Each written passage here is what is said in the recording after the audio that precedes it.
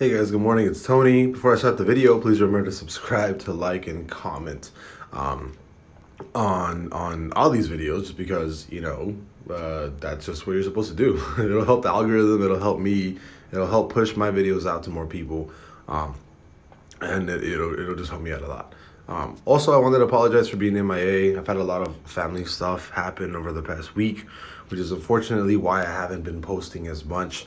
I have been wanting to be more consistent. There's been a lot of stuff going on in my family where it's kind of hard for me to just kind of stay in the know of what's happening with stocks, investing, crypto, all that good stuff. And there's so many news that have come out already, right? I mean, you already have you've had Link come out on Robinhood. You've had this huge rally on the SPY. You've had Bitcoin not really move at all, while we're having this really huge move on the SPX and also on the Nasdaq and QQQ, whatever. So big tech. There's a lot of stuff that's happened, right? I didn't make a video for Nike and their earnings. I knew that they were I knew that their price was gonna tank, even though earnings was somewhat decent. It's just, I've been missing the boat on a lot of stuff, and I'm probably gonna keep doing it, keep missing the boat for a little bit longer, just because. Again, there's just stuff going on with my family that I don't want to mention yet. So it's just, it's just stuff that I just, want to keep to myself for now. Maybe later I will tell everybody I know from here. For those of you on the Patreon, everybody's been very understanding the fact that they don't know either, but I have been a little MIA and stuff, but they don't seem to notice. The chat is alive and well. Also, if you want to support me, please join the Patreon. It definitely helps me a lot. It definitely supports the channel. Definitely supports everything that I do. So that's fantastic. But I did want to get into the video for the SPY and the Nasdaq, because they're basically 2 and 2, right? As of right now, I am short all over again on the S&P 500 and the Nasdaq. I set my target for, I think Bitcoin was around 16K. That target is still holds. I should actually probably make another video on Bitcoin on that, and why I think we already started the descent to 16K. And then for S&P 500, my target was actually 360 to 375. That already got hit the last time that we dropped to lows. And my new target is actually 350. I actually do think that we are going to be dropping to 350 possibly by July 22nd, or July 10th is my forecast. July 22nd is probably when I'm going to be buying my long dated, well, not long dated, but just my puts, right? But as of right now, you are trading on the SPY. You are trading on the SPY under major weekly support under 384, right? And usually, like I told you guys, usually when that happens, when you break resistance, you probably go like a little bit under. You probably go above this and hit halfway. That's halfway point. I don't know if I mentioned this, but halfway point or a little bit above this is usually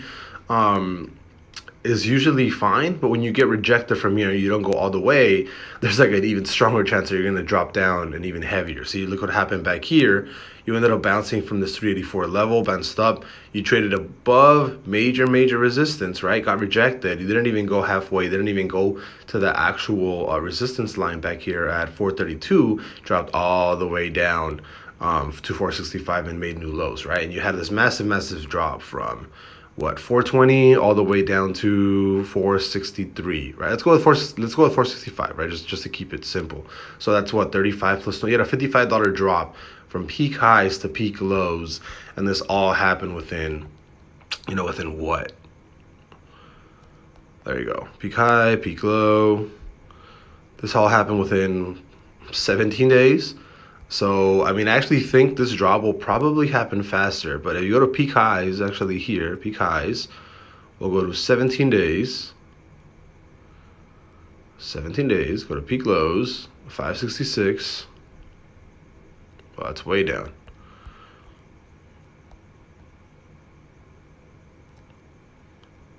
Somewhere like here, that's fine. I can't do it perfectly because you guys can see what's going on, but I have my thumb in front of this, so I can't really see. But as of right now, oh, there we go. It's funny how I'm just doing that. As of right now, I do think that we are headed somewhere in the range of 340, somewhere in this middle range, right? Somewhere here in that 340-ish, 350 within 17 days. So by July 15th, I do think that we are going to be dropping another, pretty decent amount, right? A pretty decent amount. So, because somewhere like around, like, let's go 340, right? I'm gonna say 340 by July 15th is probably my forecast for now. And it's essentially what happened back here. You had the really bad CPI data, then you crashed all the way down. And again, I do think that right now at this level, we are probably right here at this 402 level after the drop already started, right? I think we're actually like somewhere around this area right here.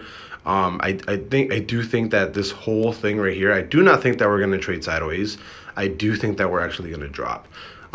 Usually what happens after you close 19% down from all-time highs, if you close that, usually the drops after that end up happening faster and more violent. So I do not think we'll trade sideways for a while. I definitely do not think that we'll trade sideways for a while and wait for news and drop. I do think that as of right now, we're starting that descent towards 340 by July 15th or so.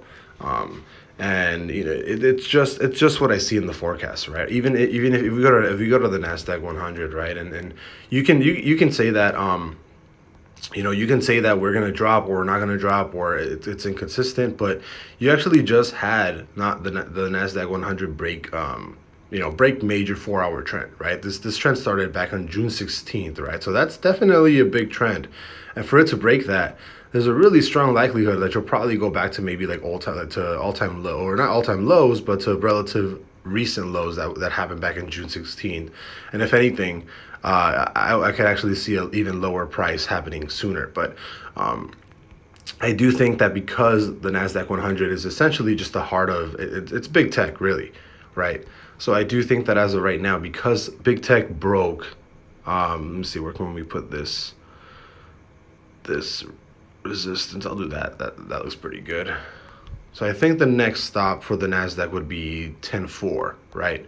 Which is probably, this is going to be the next low right here that you see, 10,400. I don't have a specific time frame, but I do think, again, by possibly July, like mid-July, sometime around July, I think we'll go down to 10.4 or something. That's what I think, especially after this 4-hour trend break, right? It just seems very likely that's where we're going, and that's going to happen. And because you have the Nasdaq already breaking that trend, I can definitely expect SPY to start dropping as well. See, and that's kind of where we are here, right? We're actually right here. I think we're at this level right there. Back what happened on June 9th, right here, before you had that massive drop to that next support level. And I think we're actually doing that right now. We're the same spot. Before you drop massively to the next support level, right? And this all happened between, let's see, for the first drop to the actual hit of support, this all happened between June 9th and June 12th. So between 3 trading days. Oh, wait, actually 9, 10, 12. So 2 trading days, actually. So when you actually had the first drop, so between 28th, 30. So I can possibly see us, what's today, Wednesday? By Friday, us being back at around, 10,000 or like 11,000 or so, right? 11,100 or so, I can possibly see us. So getting puts right now, right, is probably, it's not a bad idea. Especially since, we're definitely at a really good spot where the Nasdaq can drop further again, which will further tank the SPX. And also, if you look at Bitcoin overall, Bitcoin did close a bearish trigger yesterday. So I mean, if you took that short, you would have taken it at 20,227. You would have already been in profit, right?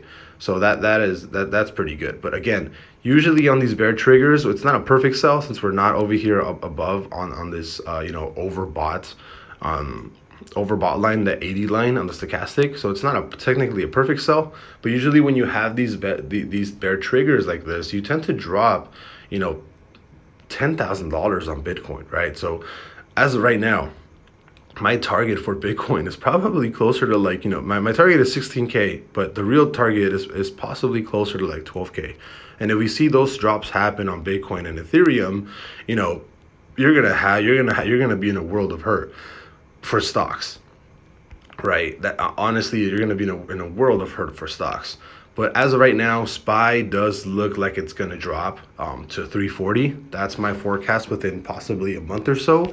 And I think the NASDAQ already confirmed it with that trend break here, right? And again, if we're in that same spot as we were back here, if we're in this exact same spot as right here, like right there, then we still have we have a long way to go before we have any sort of bounce or recovery again. And again, on this indicator for this trend break, right, for these trend lines, right, usually these aren't perfect, which is why I have this trend line up here. But when these break, that's usually a really good it's a really good indication of acceleration. So I would definitely be okay with buying QQQ puts right now and then riding that all the way down to whatever the next like support is, right, which would possibly be back to like I would definitely be okay with buying some 260, like some 270 puts on QQQ, just because things look kind of funky, and I wouldn't be surprised to see brand new lows, so very very very. But see, even here, right, you had a really really solid trend break. Look at that yesterday. So again, all 267 on QQQ is all book confirmed. And you definitely have, you even have, like, I think a small gap down here at 276 on the 4 hour supporting at least a drop to 276, right? But I think we have a really strong chance of creating new lows and going down to 267. It's just the way that things are looking right now. So on the daily, it's about to close, but yeah, SPX new target is actually 340 within a month or so.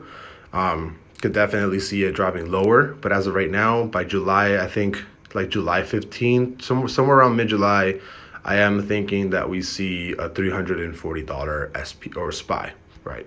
I'll see you guys later. Bye-bye.